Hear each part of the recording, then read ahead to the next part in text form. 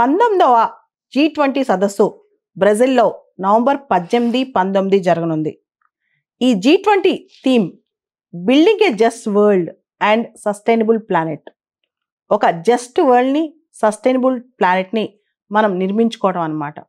అంటే మన పుడమితల్ని కాపాడుకోవడం, అదేవిధంగా అందరికీ సమన్యాయం కలిగేలా ప్రపంచాన్ని మనం ముందుకు తీసుకెళ్ళటం.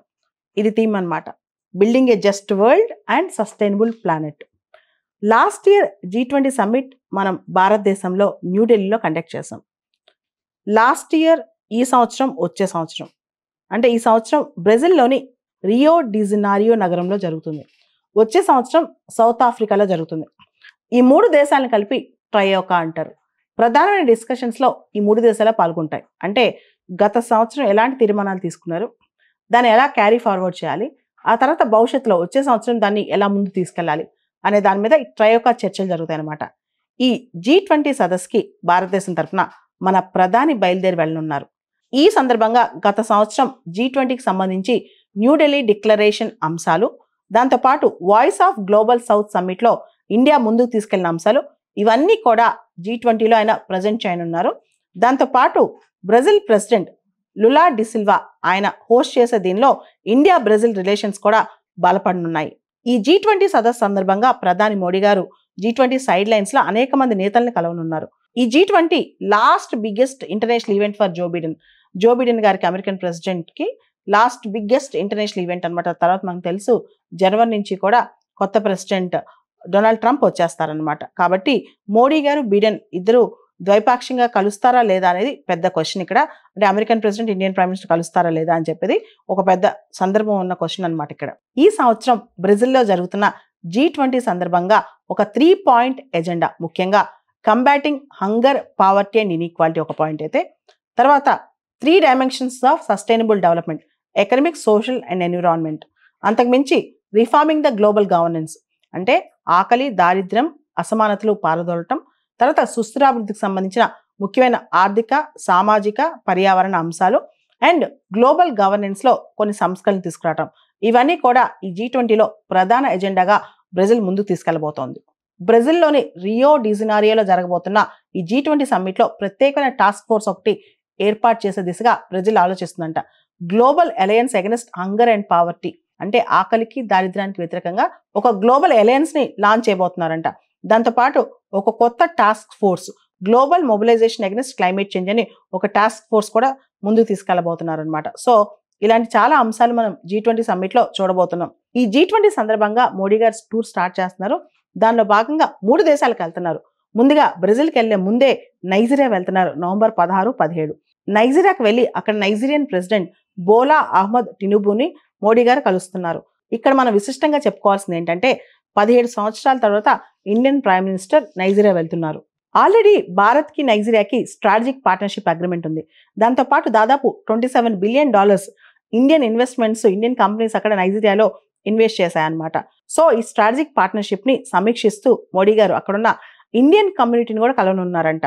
నైజీరియా, భారత్ రెండు కూడా బ్రిటిష్ కాలనీస్ ఒకప్పుడు. రెండు కూడా చాలా డైవర్సిఫైడ్ కంట్రీస్ అనమాట. మొత్తం ఆఫ్రికాలో చూసుకుంటే నైజీరియాలో జనాభా చాలా ఎక్కువ, 22 కోట్ల మంది ఉంటారు. భారత్కి నైజీరియాతో ద్వైపాక్షిక వాణిజ్యం, బైలేటరల్ ట్రేడ్ దాదాపు $15 బిలియన్ ఉంది. సో నైజీరియా చాలా ఇంపార్టెంట్ దేశం మన దేశానికి. నైజీరియాలో 60,000 మంది ఇండియన్ డయాస్పోరా ఉన్నారు. అంతేకాదు నైజీరియా మొత్తం ఆఫ్రికాలో second largest oil producing country అనమాట. దాంతో నైజీరియా మనకు చాలా చాలా ఇంపార్టెంట్. నవంబర్ 16, 17 నైజీరియాలో పర్యటించి మోడీ గారు బ్రెజిల్ వెళ్తారు. నవంబర్ 18, 19 బ్రెజిల్లో ఉంటారు.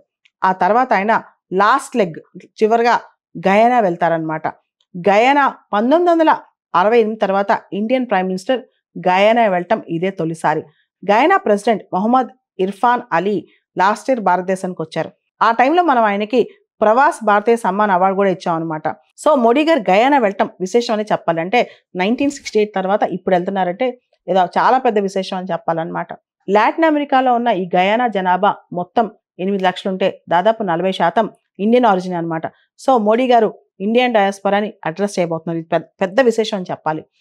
గయానా క్యాపిటల్ జార్జ్ టౌన్లో ఇంకొక ఈవెంట్ కూడా జరగబోతుంది, CARICOM India summit. Caribbean community India యొక్క శిఖరాగ్ర సమావేశం కూడా ఇక్కడ జరగబోతుంది. దీనిలో కూడా మోడీ గారు అటెండ్ అయ్యి ఇండియా క్యారికో మధ్య సంబంధాలు అంటే కరీబియన్ కమ్యూనిటీకి ఇండియాకి మధ్య చాలా బలమైన సంబంధాలు అవసరం చెప్పి మోడీ గారు ఉద్ఘాటించనున్నారు. 19వ శతాబ్దం ప్రారంభంలోనే చాలా మంది భారతీయుల్ని బ్రిటిష్ వాళ్ళు ఇండెంచర్డ్ లేబర్ గా గయానాకి తీసుకెళ్లారు. And Guyana one of the oil richest country. అక్కడ ఆ ప్రాంతంలో ఆయిల్ అంత దొరకదు, కానీ గయానాలో దాదాపు 11 బిలియన్ బ్యారెల్స్ ఆఫ్ ఆయిల్ అక్కడ ఉందంట గయానా దేశంలో. సో వీటన్నిటికి గాను గయానా మనకి చాలా ఇంపార్టెంట్ అని చెప్పొచ్చు. ముఖ్యంగా మన డయాస్పోరా అక్కడ చాలా ఎక్కువ. ఇకపోతే మోడీ గారు ఈ 3 లెగ్ విజిట్ లో బ్రెజిల్కి వెళ్తున్నారు, గయానాకి వెళ్తున్నారు. ఓవరాల్ గా లాటిన్ అమెరికాలో మనం చూసుకుంటే మన ఎంబసీస్ కానీ మన కనెక్ట్ చాలా తక్కువ ఉంది. మన డయాస్పోరా కూడా కంపారిటివ్ గా తక్కువే మొత్తం లాటిన్ అమెరికన్ కంట్రీస్ లో. సో చైనా ప్రెజెన్స్ ఒక పక్క పెరుగుతూ ఇండియా ప్రెజెన్స్ పెంచుకోవాల్సిన పరిస్థితి వచ్చింది. ఈ విజిట్ మనకి చాలా ఇంపార్టెంట్ అనమాట. గయానాకి వెళ్ళటం కానీ బ్రెజిల్కి వెళ్ళటం కానీ ఈ విజిట్ ఇతరత్ర లాటిన్ అమెరికాతో రిలేషన్షిప్ కూడా మనకు చాలా ఇంపార్టెంట్. ఇకపోతే మరొక విశిష్టమైన అంశం, ఈరోజు కామన్వెల్త్ ఆఫ్ డొమినికా దేశం ప్రైమ్ మినిస్టర్ మోడీ గారికి హైయెస్ట్ అవార్డు ఇచ్చింది. అక్కడ highest award Dominica award of honour ఇచ్చిందనమాట. ఎందుకు ఇచ్చింది అంటే కోవిడ్ టైంలో ఇండియా వాళ్ళకి చేసిన హెల్ప్కి. డొమినికా అనేది కరీబియన్ దీవుల్లో చాలా చిన్న దేశం. కోవిడ్ వచ్చినప్పుడు చాలా ఇబ్బంది పడితే ఇండియా సపోర్ట్ చేస్తుందన్నమాట డొమినికాకి. అందుకనే హైయెస్ట్ నేషనల్ అవార్డు మోడీ గారికి ఇచ్చారు డొమినికా వాళ్ళు. డొమినికా అవార్డ్ ఆఫ్ హానర్ ఏదైతే ఉందో అది మోడీ గారికి ఇండియా క్యారికామ్ సమ్మిట్ లో ప్రజెంట్ చేస్తున్నారు.